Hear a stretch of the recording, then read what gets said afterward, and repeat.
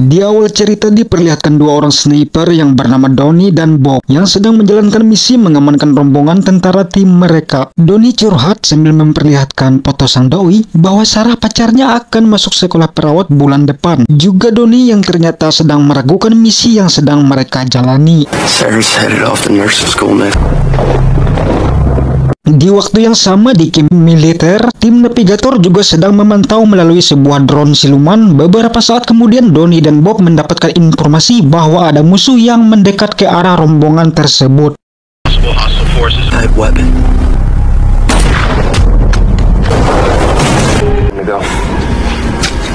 Setelah berhasil dilumpuhkan dan jalanan aman yang artinya misi selesai, ketika mereka mau berkemas tiba-tiba saja muncul rombongan musuh dalam jumlah besar berada di belakang rombongan yang lewat.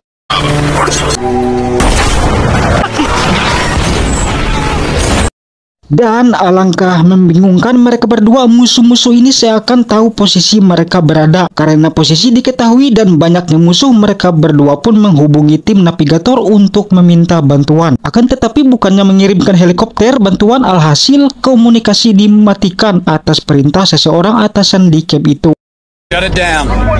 Okay, wrap it up. Let's go. Donnie dan Bob yang merasa mereka sudah sendirian berusaha untuk bertahan, namun keadaan semakin memburuk setelah helikopter musuh tiba-tiba saja datang, yang tentunya sudah siap dengan senjata berat mereka.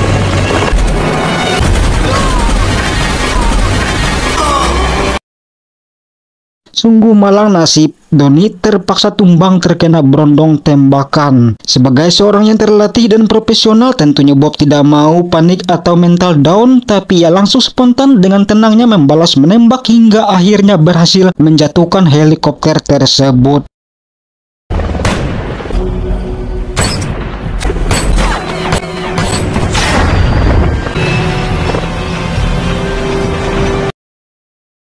Kita beralih beberapa tahun kemudian di sebuah daerah dingin pegunungan di Amerika. Rupanya Bob sekarang memilih menghabiskan waktunya menyendiri setelah pensiun dari misi terakhirnya.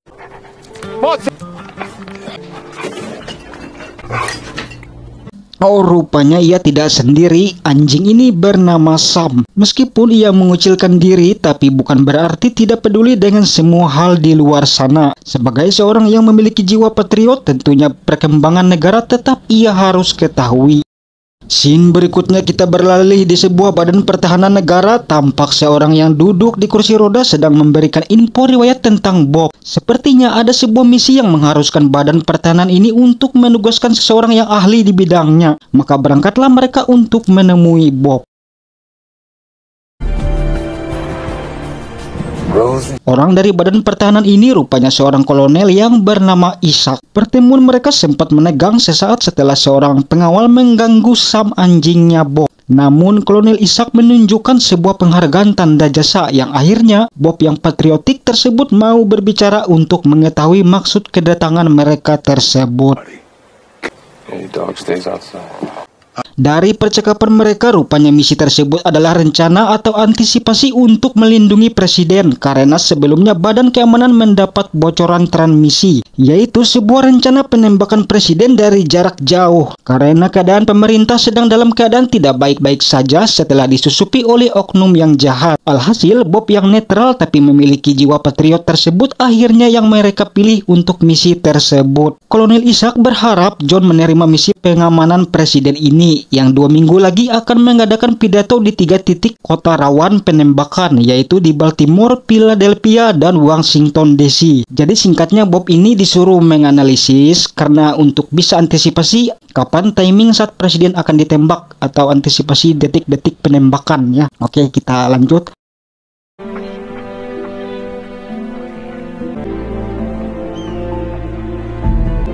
Keesokan harinya, setelah memikirkan ancaman yang akan terjadi kepada presiden, mulailah Bob melakukan riset yang apakah memungkinkan presiden bisa terkena tembakan akurat dari jarak kiloan meter jauhnya.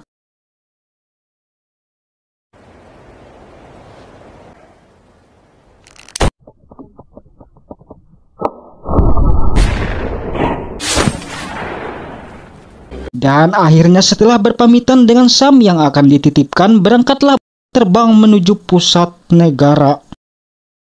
Memantau dulu ketiga daerah kota titik yang akan dikunjungi presiden, dan dimulailah dari kota Washington. Setelah itu kemudian ke kota Baltimore, analisis selanjutnya. Dan kota terakhir Philadelphia.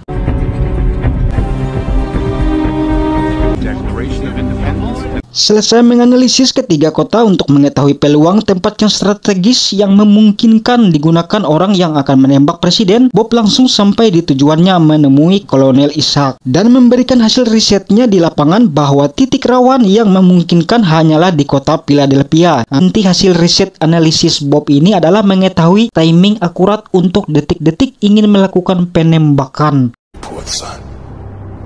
Move too soon. We'll have 6-3.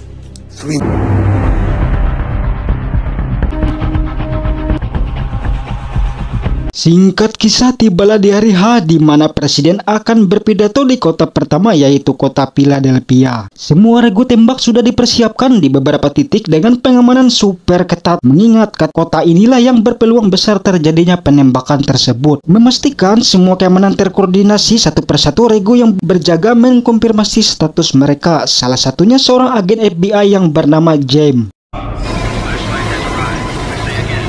Di waktu yang sama, di tempat pemantauan regu keamanan, tampak seorang petugas lokal yang bernama Timmons yang berada di situ diperkenalkan kepada Bob. Bob tampaknya curiga melihat pistolnya yang tidak terkokang pada sarungnya. Terkesan siaga, maka Bob menegurnya. Kemudian tibalah saat di mana presiden akan naik podium, yang dimana sebuah senjata dengan panel digital sensor jarak sedang bergerak yang dikendalikan seseorang. Di saat bersamaan tiba-tiba saja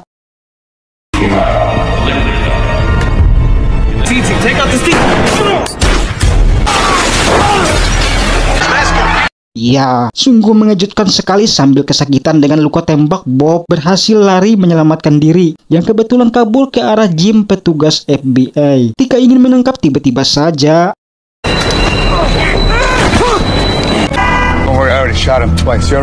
sebelum kabur, Bob sempat berkata bahwa ia tidak menembak presiden. Bob yang lari menggunakan mobil dari gym tampaknya terus dikejar oleh semua petugas di kota itu.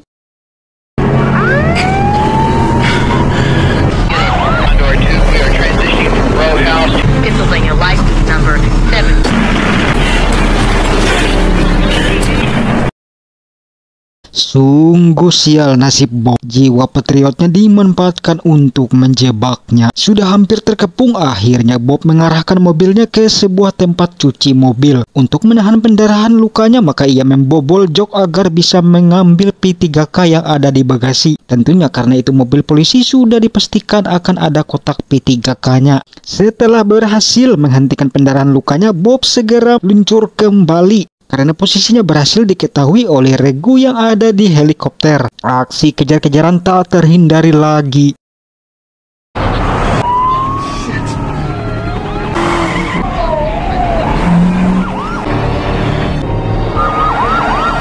Ia terus berusaha agar tidak tertangkap dan terbunuh. Hingga dalam kondisi terjepit, ia menerjunkan mobil ke arah laut. Akhirnya polisi kehilangan jejak dan Bob keluar dari lokasi itu melalui sebuah tongkang yang kebetulan lewat.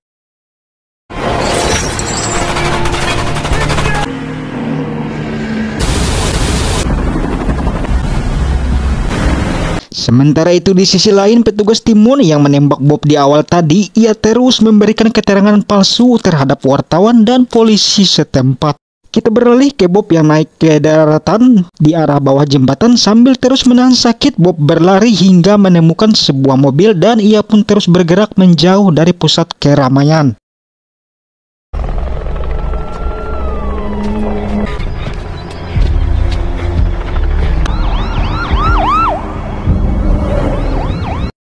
Berita tentang penembakan di acara pidato presiden sudah tersebar di seluruh media kota dan jelas foto Bob terpampang di seluruh kota.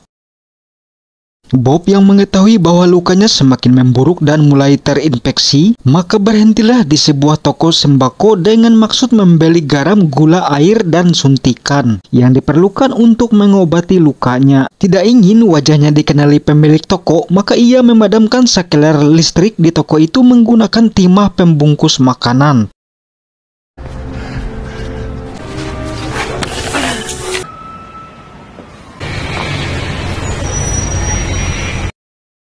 Dan rupanya Bob berhasil menemukan sebuah tempat. Akhirnya ia mengobati lukanya menggunakan bahan-bahan tadi untuk menahan penyebaran infeksi agar ia tidak mengalami radang dan pingsan di situasi yang masih kurang aman. Setelah selesai ia pun melaju kembali di jalanan.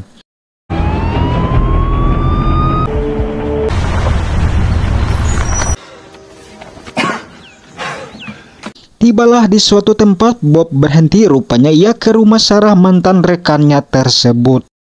Sementara itu di kantor FBI yang sedang gencar-gencarnya mengidentifikasi tersangka penembakan, terus mengusut profil Bob yang akhirnya setelah melacak panggilan telepon terakhir, alamat dan pekerjaan, rupanya dari rekening keuangan ditemukanlah petunjuk bahwa selama ini Bob menyimpan uangnya di bank atas nama rekannya Donnie yang telah gugur saat misi di awal. Dan uang di rekening itu setiap tahunnya diambil atau dikirimkan Bob kepada Sarah, mantan dari kekasih Donnie tersebut.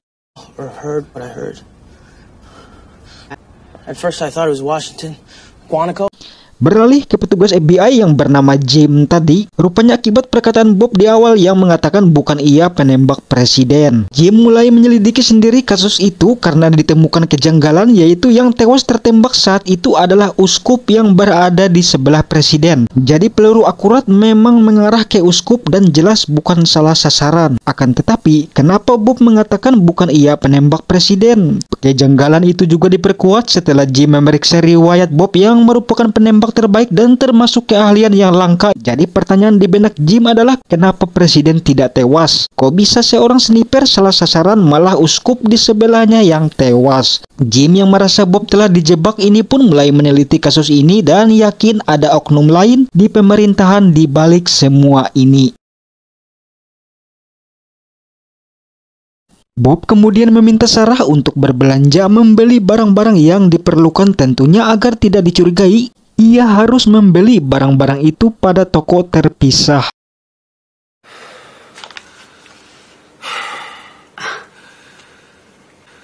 Ya, Sarah sempat terperanjat karena melihat daftar bahan yang harus dibeli tersebut seperti daftar notaris, yang tentu saja akan ada puluhan toko yang dikunjungi untuk membeli bahan tersebut. Singkatnya, setelah semua bahan didapat, Bob memingsankan dirinya secara manual.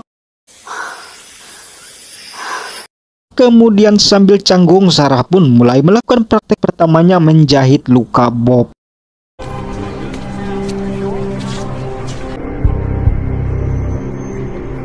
Beralih ke agen FBI si Jim yang tampaknya terus mengusut kasus itu. Ia terus meneliti ke berbagai tempat yang strategis. Kelihatannya Jim ini pintar sekali ya. Seperti seorang tukang bangunan, mulailah Jim mencari petunjuk penembak itu. Dan dari kesimpulan Jim memang benar, bukan Bob lah pelakunya. Sehingga sampai sekarang masih belum ada pernyataan resmi dari FBI ke media mengenai pelaku penembakan itu. Yang tentu saja di sisi lain membuat Badan Pertahanan mulai khawatir akan sabotase yang mereka lakukan. Maka untuk menghindari ancaman, Kolonel Isaac memerintahkan agar menculik dan membunuh Jim.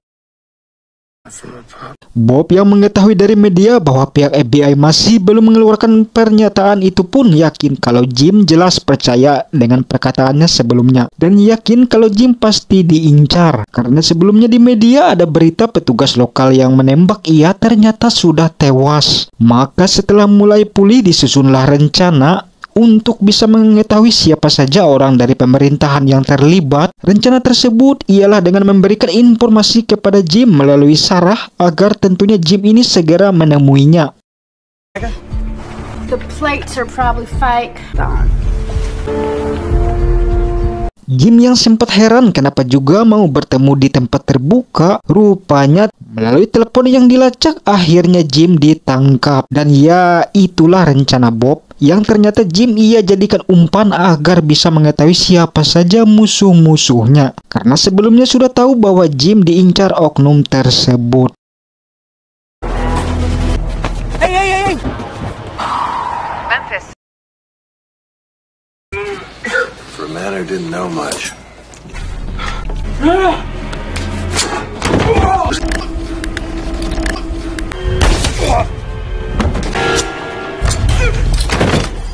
Akhirnya Jim berhasil diselamatkan. Jelas saja Jim kesal karena menyadari ia adalah umpan. Sementara itu Kolonel Isaac yang mengetahui Jim dan Bob saat itu bekerja sama, segeralah ia memerintahkan bawahannya untuk menculik Sarah, karena yakin hanya melalui wanita itu cara agar bisa mendapatkan Bob. Mengingat informasi di awal yang sudah diketahui bahwa uang di rekening Bob setiap tahunnya diberikan untuk si Sarah. Singkat cerita, Bob dan Jim rupanya menemui seseorang veteran penembak jitu di luar kota. Maksud kedatangannya adalah ingin mengetahui siapa yang melakukan penembakan itu. The people who shoot him in Smith and Wesson don't really matter. Karena orang tua yang mereka temui ini adalah pelatih penembak jitu yang tentunya mengetahui daftar nama-nama penembak terbaik yang masih hidup aktif sampai sekarang.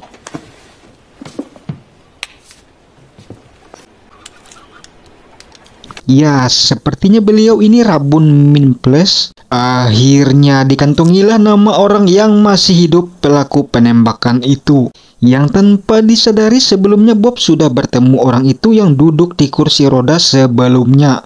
Namanya adalah Jerkov, orang Rusia. Iraq and Anna Nicole married for love.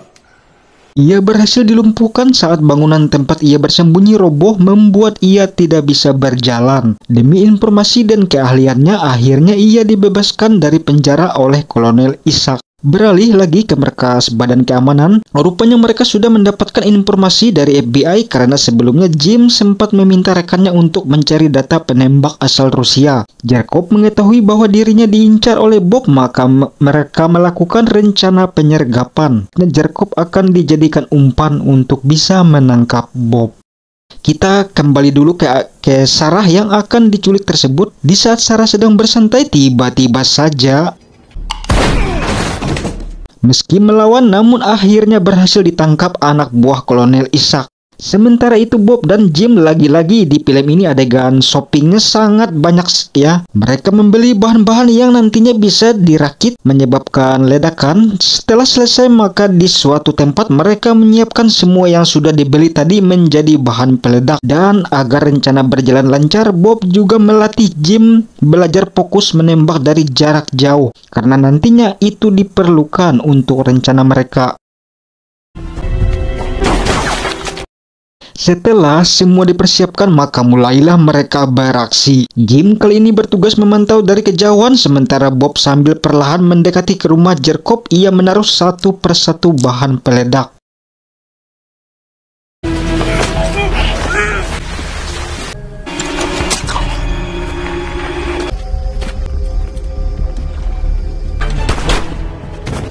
Akhirnya Bob berhasil bertemu Jerkov di dalam rumahnya tersebut. Dan terungkaplah dari percakapan Jerkov membocorkan semua informasi bahwa dalang dibalik semuanya adalah seorang senator Amerika.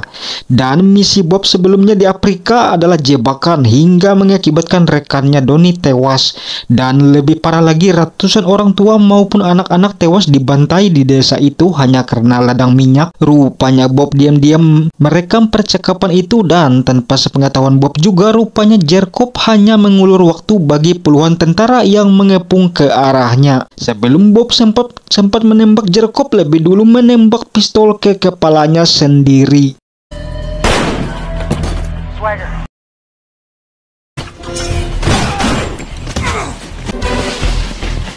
Rupanya tentara yang mengepung semakin bertambah banyak. Sambil terus bergerak, Bob menyuruh Jim agar meledakkan bom rakitan yang sudah diletakkan sebelumnya. 2, 1.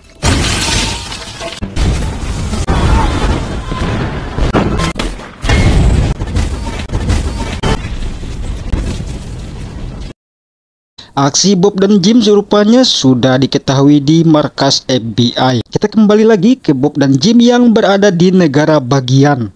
Rupanya mereka akan bertemu dengan Senat dan Isaac untuk pertukaran. Mengingat Bob mempunyai bukti rekaman dari Jerkov sebelumnya, bukti rekaman untuk menyelamatkan Sarah yang disandera. Singkat kisah, mereka sudah tiba di lokasi. Jim kemudian keluar untuk memancing musuh agar Bob dengan mudah bisa menghabisi mereka satu per satu.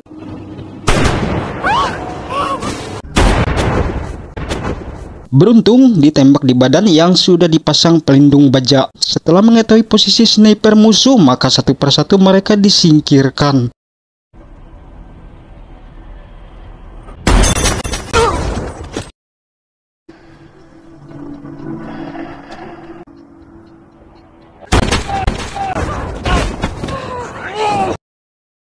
Akhirnya Sarah selamat dan tiba-tiba saja menembak pengawal itu yang sebelumnya sudah cedera oleh Bob karena kesal perlakuan pengawal itu saat ia diculik ya mungkin. Dan di luar dugaan membuat Sinet dan Ishak terkejut. Tiba-tiba saja setelah mengetahui FBI menuju ke arah mereka, bukti rekaman itu malah dihancurkan oleh Bob. Sebelumnya Jim memang sudah memberitahukan FBI lokasi dan waktu bahwa mereka semua akan berkumpul bertemu. Melihat bukti dihancurkan, maka dengan tenang Senat kemudian pergi dari tempat itu. Bob menyadari orang berkuasa jelas tidak akan terjamah hukum meskipun ia mempunyai bukti, sehingga ia membakarnya dan memilih rencana lain saja melalui dirinya yang akhirnya ditangkap tim FBI.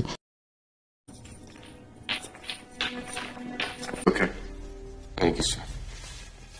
Singkat kisah, setelah melalui pembelaan diri yang Bob sampaikan di depan Dewan Pengadilan Militer, akhirnya ia dinyatakan tidak bersalah karena memang tidak ada bukti bahwa ia yang melakukan penembakan.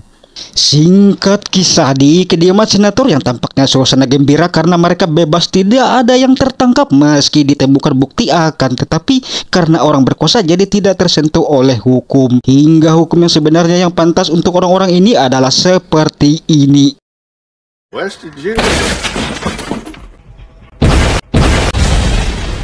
To the floor!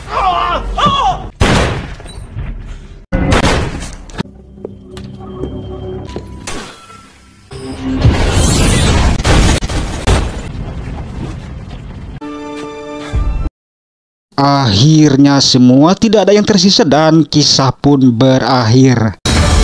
Oke, jadi banyak pesan moral dan pelajaran dari film ini ya. Kalian bisa simpulkan sendiri, tidak perlu saya jelaskan. Pesan moralnya sangat umum sekali seperti yang terjadi di negara kita. Baiklah, terima kasih sudah menyaksikan. Sampai jumpa di alur cerita selanjutnya.